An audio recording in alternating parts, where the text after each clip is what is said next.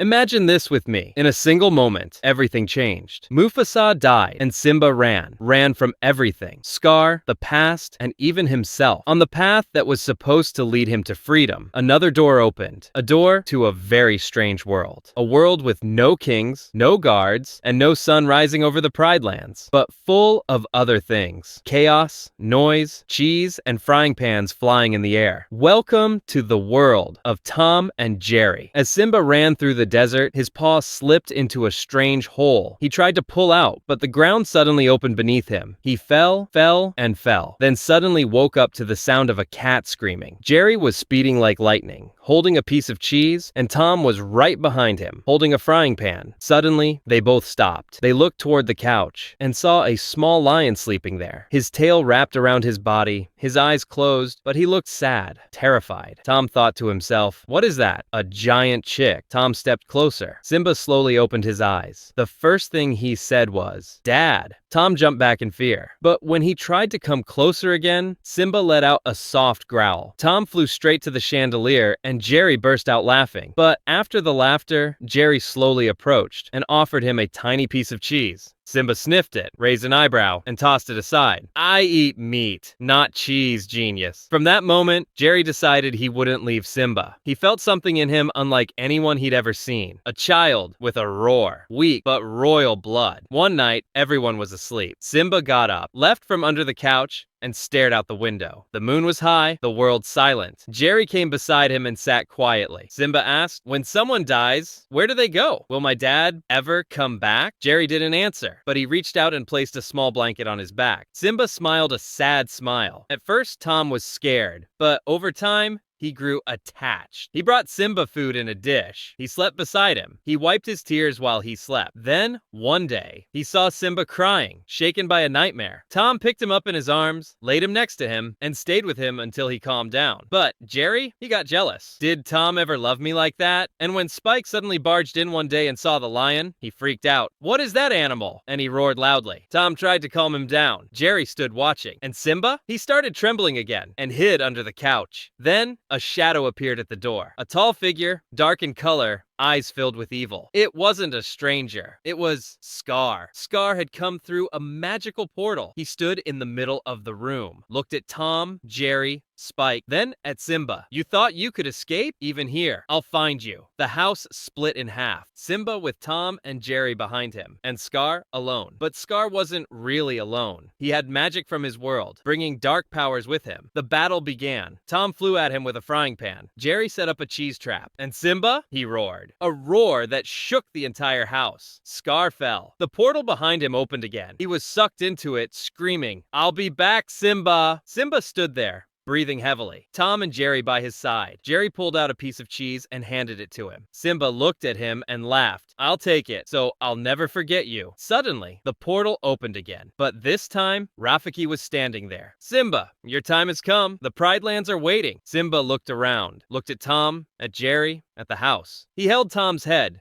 touched Jerry's cheek, and said, "I'll never forget what happened here. Thank you." Simba stepped into the portal, and it closed behind him. Tom looked at Jerry and asked, "That was the lion who's meant to be king?" Jerry nodded with a smile. "Yes. And he's going back to take his place." Maybe this whole story is just fantasy, but sometimes fantasy leads us to the truth. In a world full of fear, we all need a place to feel safe, and sometimes that safe place is a kitchen with a cat, a mouse, and a small lion, still learning how to roar. If you like the story, hit like and subscribe to the channel. And tell me in the comments, which Lion King character would you like to see enter the world of Tom and Jerry next? Or should Tom and Jerry visit the Pride Lands instead?